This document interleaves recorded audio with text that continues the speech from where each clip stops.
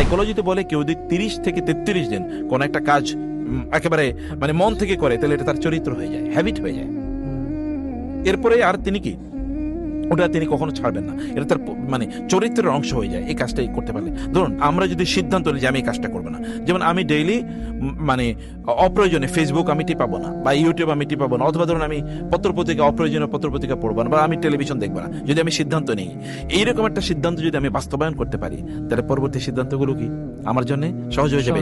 কারণ আমাদের তখন ক্যাপাসিটি তৈরি হয়েছে। কারণ অধিকাংশ লোকই তার নফসের দাস, তাই না? মানুষ যখন কোনো কাজ হ্যাবিটে রূপান্তরিত করে, চরিত্র মানে তার অভ্যাসে রূপান্তরিত করে, ওটা কিন্তু তখন মিনিং শয়তানি পরিণত হয়ে যায়। অতএব লোকেরা কেবলমাত্র শয়তান তাকে ধোঁকা দিয়েছে বলে কাজ করে না, বরং শয়তান ধোঁকা দেওয়ার মাধ্যমে সে এই কাজটি করতে করতে এটা তার হ্যাবিটে পরিণত হয়ে গেছে, এটা তার চরিত্রের অংশ হয়ে গেছে। এই কারণে লোকেরা এই কাজগুলো করে। জেনজির একটা বড় প্রবলেম আছে। এই প্রবলেম হলো কি, জেনজি প্রচুর পরিমাণে ডিজিটালি তারা মানে অ্যাডিক্টেড। এই ডিজিটাল অ্যাডিকশন থেকে তাদেরকে বাঁচতে হলে রমাদান একটা মুখ্যম সময় তাদের জন্য। এবং রমাদান এটা কিভাবে করবে? আমরা বলবো ডিসকানেক্ট টু রিকানেক্ট। মানে এই ডিজিটাল থেকে ডিসকানেক্ট হয়ে কি রিকানেক্ট হবে কার সাথে? আল্লাহ সুবহানাহু ওয়া তাআলার সাথে। আল্লাহর সাথে রিকানেকশন করার একটা বড় সুযোগ এখানে আছে। তাহলে এখানে আমরা কিভাবে করব কাজটা? এক নম্বর বলবো যে স্মল টার্গেট নেন, ছোট ছোট টার্গেট নেন। স্মল হ্যাবিটস রিয়েলি ক্রিয়েট দি মানে যদি আমরা বলি সাকসেস। মূলত মানুষ সফল হয় কি কারণে? ছোট ছোট ভালো কাজ রেগুলার করবে, ছোট ছোট করে করবে, ছোট ছোট ছোট জিনিস নেবে। যেমন ধরুন ডেইলি 10 মিনিট কোরআন তেলাওয়াত করবে, এটা তিনি সিদ্ধান্ত নিলেন যে আমি ডেইলি, এবং এটা নন নেগোশিয়েবল, নন কম্প্রোমাইজেবল, এটাকে কোনো নন অ্যাভয়েডেবল, আনঅ্যাভয়েডেবল না, আমি এটা অ্যাভয়েড করবোই না। আমি 10 মিনিটই কোরআন তেলাওয়াত করবো ডেইলি। আমি 8 রাকাতি অথবা 20 রাকাতি আমি তাহাজ্জুদ মানে তারাবি পড়বো, এটা পড়বো। যতটুকু আমি পড়েছি ছাড়বো না। প্রথম দিক দিয়ে 20 রাকাতের পরে আর 8 রাকাতের পরে আর পড়েই না, মানে এমন যেন না হয়। আমি তাহাজ্জুদ নামাজ পড়ছি 2 রাকাতে আমি পড়বো, আমি তাসবিহ তাহলিল পড়বো, আমি ঠিক আছে 10 মিনিটই পড়বো, ঠিক আছে। আমি ইসলামিক আলোচনা শুনবো, ঠিক আছে আমি 1 ঘন্টায় শুনবো। মানে একেবারে ব্লক, মানে এটা একেবারে ছোট ছোট ছোট করে নেবে তিনি, ঠিক আছে। এবং যেমন ধরুন ফজর সেন্ট্রিক, যে আমি ফজর মিস করবো না, ঠিক আছে। এটাই করেন যে এই রমাদানে আমি একদিনও ফজর মিস করতে চাই না, আমি জামাতে গিয়ে ফজর আদায় করবো। যে কনসিস্টেন্সি, যারা যে কাজটা আপনি একটা কাজ ছোট করে করেছেন, যেমন একটা এক্সাম্পল বলি, প্রতিদিন তিনি যদি 10 আয়াত করে কোরআন পড়েন, অথবা প্রতিদিন তিনি যদি 10 মিনিট করে পড়েন, তাহলে মাস শেষে কত মিনিট? 300 মিনিট। বছর শেষে কত মিনিট? আপনি দেখেন, দেখা যাবে যে তিনি যদি 1 বছর 10 মিনিট করে কোরআন পড়েন, তাহলে দেখবে এটা প্রায় কয়েক দিনের সমান হয়ে যাবে। অথচ কয়েকদিন তার পক্ষে কিন্তু করা সম্ভব ছিল না। সে কারণে স্মল কিন্তু কন্টিনিউয়াসলি, কনসিস্টেন্টলি এটাকে করতে হবে।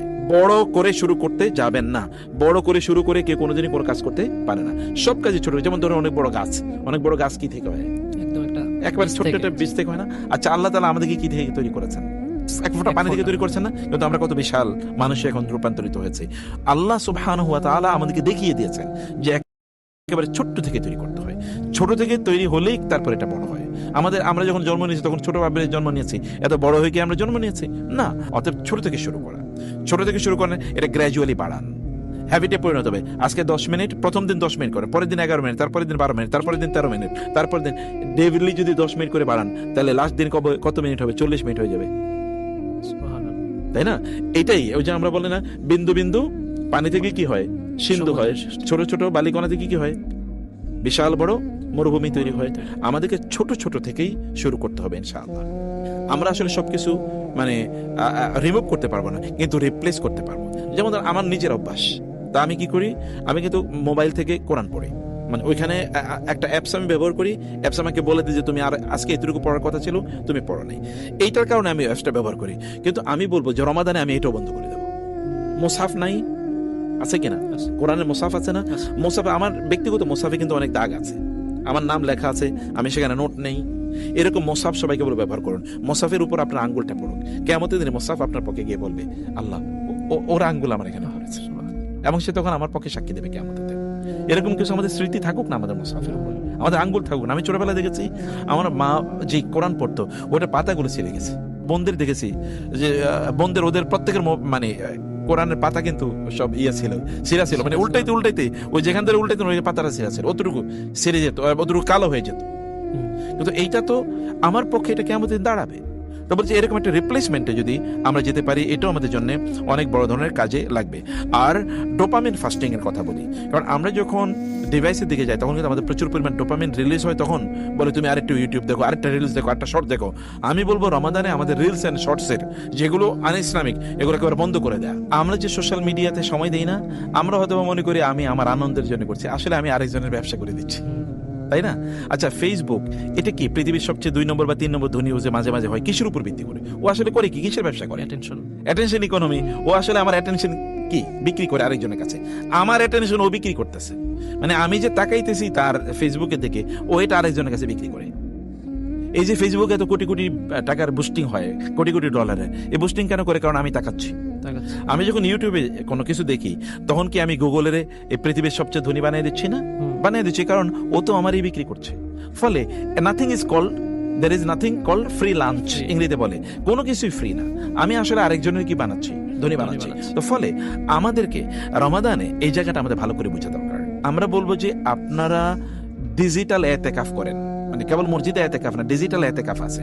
মানে কি এই যে ডিজিটাল ডিভাইসগুলো অথবা ইন্টারনেট বা এইগুলো ব্যবহার এর মাত্রা সীমিত করেন। এখন বলবেন কিভাবে সীমিত করব?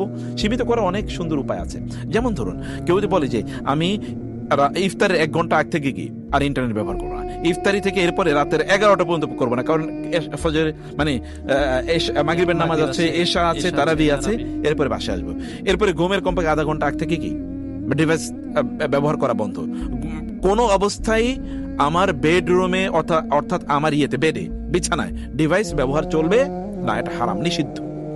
আমার বেডরুমে অথবা আমার বেডে, মানে আমি যখন বিছানায় যাব ঘুমানোর জন্য, তখন ডিভাইস নাই, কারণ তখন আমার কি আছে?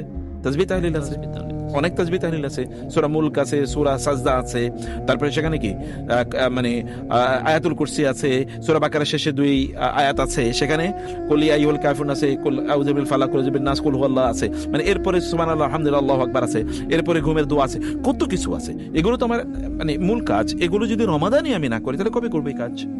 তাইলে নির্ধারিত একেবারে টাইম ব্লক করতে হবে, যে সময় কি ডিজিটাল ডিভাইস চলবে না। 2 নম্বর, নোটিফিকেশন অফ করে রাখতে হবে। অনেক ধরনের নোটিফিকেশন, হাবি যাবি সব বন্ধু বান্ধবদের নোটিফিকেশন। আপনি 50টা গ্রুপে আছেন, এই 50টা গ্রুপে হাবি যাবি এখানে কি মানে পোস্ট হচ্ছে, আর আপনার কি হচ্ছে, নোটিফিকেশন আসছে। এভরি নোটিফিকেশন ইজ ডিস্টার্বিং, তাই না? প্রত্যেকটা নোটিফিকেশন কি আপনাকে অ্যাটেনশন নষ্ট করে দিচ্ছে না? একবার অ্যাটেনশন যদি চলে যায়, আবার অ্যাটেনশন আনার জন্য আধা ঘন্টা সময় লাগবে।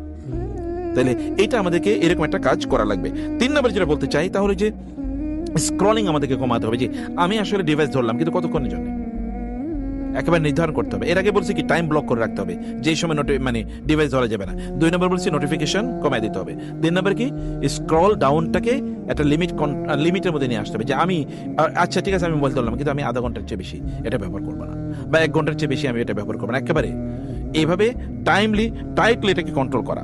এর পাশাপাশি চোখকে যত নিয়ন্ত্রণ করা যায়, আল্লাহর কসম করে বলছি, কোন মুসলিম যদি তার চোখকে নিয়ন্ত্রণ করতে পারে তাহলে তার অন্তরে ঈমান ঢুকবে। চোখকে যদি ঈমান মানে নিয়ন্ত্রণ না করতে পারে, যতই মুত্তাকি হতে চেষ্টা করুক না, কোনোদিন হতে পারবে না। কুল লিল মুমিনিনা ইয়াগুদ্দু মিন আবসারিহিম ওয়া ইয়াহফাযু ফুরুজাহুম যালিকা আযকা লাহুম ওয়া কুল লিল মুমিনাতি ইয়াগুদ্দুনা মিন আবসারিহিন ওয়া ইয়াহফাযনা ফুরুজাহুন্না। আল্লাহ তাআলা বলেছেন, মুমিনরা, ঈমানদাররা, তারা যদি তাসকিয়া, পবিত্রতা অর্জন করতে চায়, অন্তরের পবিত্রতা, তাহলে চোখকে নিয়ন্ত্রণ করা ছাড়া কোনো উপায় নাই। চোখকে নিয়ন্ত্রণ করাই লাগবে। যে মাসে কোরআন নাজিল হয়েছে, কেন? হুদাল লিন্নাস, মানুষের জন্য হেদায়েত স্বরূপ। ওয়া বাইয়িনাতিন মিনাল হুদা, হেদায়েতের সব বক্তব্যগুলো স্পষ্ট করে বলে দেওয়া হয়েছে। ওয়াল ফুরকান, কোনটা সত্য কোনটা মিথ্যা, এর মধ্যে পার্থক্যকারী হিসেবে আল্লাহ তাআলা কোরআন নাজিল করেছেন। তো কোরআন যদি শুধু তেলাওয়াত করে, তাহলে তিনি এগুলো পাবেন কোথায়? কোরআন তেলাওয়াত করে তিনি সওয়াব পাবেন। বিকুল্লি হারফিন হাসানাতুন ওয়াল হাসানাতু বিআশরি আমসালিহা, প্রত্যেকটা বর্ণের জন্য তিনি 10টা করে নেকি পাবেন। ঠিক আছে, সত্য, কিন্তু এই নেকি দিয়ে কেবল তিনি জানাতে যেতে পারবেন? নো। রমাদানের মানে কোরআনের আইন নিজের জীবনে বাস্তবায়ন করা লাগবে না, সমাজে বাস্তবায়ন করা লাগবে না, রাষ্ট্রে বাস্তবায়ন করা লাগবে না? অবশ্যই লাগবে। তার জন্য তার জবাব দিতে আছে। এ কারণে কোরআন কেবলমাত্র তেলাওয়াত না, কোরআন তেলাওয়াত, তাদাব্বুর এবং তাতবিক, এই 3টি জিনিসের সমন্বয়। কোরআন তেলাওয়াত, তিনি তেলাওয়াত করবেন, এবং কি তাদাব্বুর, কোরআন নিয়ে তিনি চিন্তা করবেন। আফালা ইয়াতাদাব্বারুনাল কোরআন, তারা কি কোরআন নিয়ে চিন্তা ভাবনা করবে না? আল্লাহ তাআলা তার রাসূলকে বলেছেন, ইয়াতলু আলাইহিম আয়াতিহি ওয়া ইউযাক্কিহিম ওয়া ইউআল্লিমুহুমুল কিতাব ওয়াল হিকমা। কোরআন কেন্দ্রিক আমাদের 4টা কাজ, এর মধ্যে একটা কাজ হচ্ছে কোরআন তেলাওয়াত করা। 2 নম্বর কাজ হচ্ছে কি কোরআন এর অর্থ বোঝা, এবং কোরআনকে নিজের জীবনে বাস্তবায়ন করা এবং এর মাধ্যমে নিজকে পবিত্র করা, নিজকে পরিশুদ্ধ করা।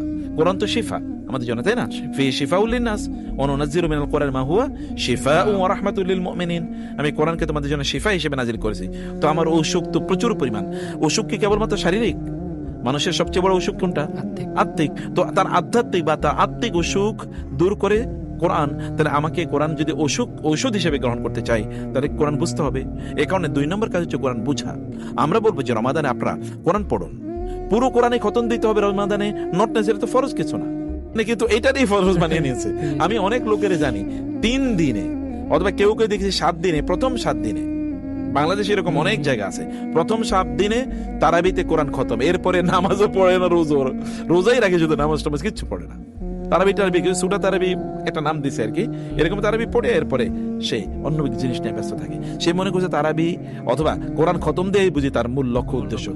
সাহাবাই কেরাম এর অনেকেই ছিল যারা কোরআন হাফেজ ছিল না। আচ্ছা, অনেক সাহাবি তারা কি প্রথম যুগে মারা যায় না? যেমন বদর যুদ্ধে যারা মারা গেছে, এরা সাহাবীদের মধ্যে তাদের মর্যাদা কেমন? সর্বশ্রেষ্ঠ। তখন কি কোরআন পুরো নাজিল হয়েছে? না। তাইলে তারা তো পুরো কোরআন পড়ার সুযোগই পায় নাই, কারণ পুরো কোরআন তো তখন নাজিল হয়নি। অথচ তারা সর্বশ্রেষ্ঠ হতে পারে না? পারে। খতম দেয় মূল উদ্দেশ্য না, বোঝা হচ্ছে আমাদের মূল উদ্দেশ্য। অতএব আমরা যেন রমাদানে কোরআন বোঝার চেষ্টা করি।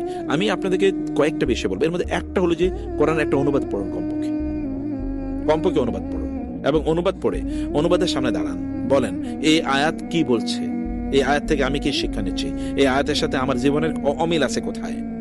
এই আয়াতের একটা শিক্ষা কমপক্ষে আমি আমার জীবনে বাস্তবায়ন করবো। একটা শিক্ষা, যেমন আয়াত বলছে সবরের কথা, ঠিক আছে এখন থেকে ধৈর্য ধরবো। আয়াত বলছে শুকরের কথা, ঠিক আছে শুকর। আয়াত বলছে সলাতের কথা, ঠিক আছে সলাত ছাড়বো না। আয়াত বলছে কি তাকওয়ার কথা, ঠিক আছে এখন থেকে তাকওয়া অবলম্বন। একটা কাজ কমপক্ষে করি, এই আয়াত যা বলছে। তাহলে কি করতে হবে? আগে বুঝতে হবে। একটা করে আয়াতে বুঝি, 2টা করে 5টা করি, ঠিক আছে 5টা আয়াতে আমি আজকে বুঝবো, আগামীকাল 5টা, এরপর দিন 5টা, এরপর দিন 5টা, বছর মাস শেষে কি 350 আয়াত। সুবহানাল্লাহ, এটা বিশাল। কারণ কোরআনের একই বক্তব্য কি বারবার এসছে না? তাওহীদের কথাই বারবার এসছে, রিসালাতের কথা বারবার এসছে, জান্নাতের কথা বারবার, জাহান্নামের কথা বারবার, জালিমদের কথা বারবার, নবীদের কথা, এক এক নবীদের কথা শতবার এসছে, তাই না? একই কথা বারবার, সলাতের কথা বারবার, যাকাতের কথা বারবার, এই যে মানে সত্যবাদের কথা বারবার, জুলুম যেন না করি, শিরক যেন না করি, কুফরি যেন না করি, বেদাত যেন না করি, একই কথা বারবার এসছে। ফলে 350 আয়াত যদি মানুষ বুঝে, তাহলে প্রায় পুরো কোরআন সে বুঝে যায়। সে কারণে আমরা বলবো যে এতটুকু কমপক্ষে বোঝার চেষ্টা করুন। 3 নাম্বার, তাহলে যে ধরেন যে আমি ওই যে যেটা বললাম মধ্যখানে, যে ঠিক আছে আমি একটা শিক্ষা বাস্তবায়ন করব, কোরআন এই শিক্ষাটা আমি পাইছি, এই শিক্ষাটা আজকে বাস্তবায়ন করবো, আগামীকাল এই শিক্ষা। এরপরে 30 দিনে যদি 30টা শিক্ষা নেই, তারপরে আর শিক্ষা খুঁজে পাওয়া যাবে না খুব বেশি, তাই না? মানে মূল জিনিসগুলো তো চলে আসবে, যদি আমরা যেগুলো বললাম মূল জিনিসগুলো চলে আসে। তাইলে আমরা ঠিক আছে 30 দিনে 30টা পারবো না, অন্তত আপনি 10টা করেন, 15টা করেন। আচ্ছা না পারেন একটা করেন, যে যেমন আমি শুকর ছাড়বো না, সবসময় আল্লাহর কৃতজ্ঞতা আদায় করবো, সে তো আল্লাহর ওলি হয়ে যাবে। কেউ যেটা করে কোরআন যে কোনো একটা জিনিস যদি ধরে, তাহলে সে হেদায়েত পেয়ে যাবে ইনশাআল্লাহ। সে কারণে আমরা বলবো যে এই বাস্তবায়নের আমাদের মানে হওয়া দরকার, এই দিকে যেন আমরা থাকি। এবং চতুর্থত যেটা আমরা বলবো যে এটাকে বড় ভলিউমে না নিয়ে ছোট ছোট, ঠিক আছে আপনি কোরআন খতম করবেন বটে, ছোট করে করুন। আপনি প্রতিদিন মানে ধরো প্রত্যেক 5 ওয়াক্ত নামাজের পরে এবং আগে, প্রথম আগে 5 ওয়াক্ত নামাজের আগে প্রতিদিন 2 পৃষ্ঠা, 5 ওয়াক্ত নামাজের পরে কি 2 পৃষ্ঠা, তাহলে প্রত্যেক নামাজে কয় পৃষ্ঠা করে হলো? 4 পৃষ্ঠা। আর 5 নামাজে কয় পৃষ্ঠা হয়ে গেল? 20 পৃষ্ঠা। 20 পৃষ্ঠা মানে 1 পারা হয়ে গেছে, কোনো টেনশন নেই, এমনি হয়ে গেল। অথবা তিনি যদি বলেন ফজরের পরে ঘুমাবো না, এটা এক্সাম্পল বলছি, যেহেতু রমাদানে ফজরের নামাজগুলো আমাদের এই সমাজে একটু কি আগেই হয়, সময় মতো হয়, তাহলে এরপরে সূর্য ওঠা পর্যন্ত কি একটু সময় আছে, বলে যে ফজর থেকে সূর্য ওঠা পর্যন্ত আমি আর ঘুমাবো না, এতটুকু পর্যন্ত আমি তেলাওয়াত করবো। সূর্য ওঠার পর ইশরাকের নামাজ পড়ে তারপরে কি ঘুমাবো, যদি কেউ ঘুমাতে চায়, অথবা আমি অফিসে বা চাকরি বাকরি ব্যবসা বাণিজ্যে যাবো, তাইলে এর মধ্যে তার কোরআন এমনিই খতম হয়ে যায়। সুবহানাল্লাহ। সে কারণে আমরা বলি আল্লাহ তাআলা তো সহজ করে দিয়েছেন, আমরা কঠিন বানালেই কঠিন হয়ে যায়। দ্বীন ইউসরুন ওয়ালা ইউশাদ্দা দ্বীন ওয়াহাদুন ইল্লা গালাবাহু। দ্বীন হচ্ছে খুবই সহজ, কেউ যদি জটিল বানাতে চায় তাহলে ওই দ্বীনের কাছে গিয়ে সে পরাজিত হবে, সে কোনোদিন সফল হবে না।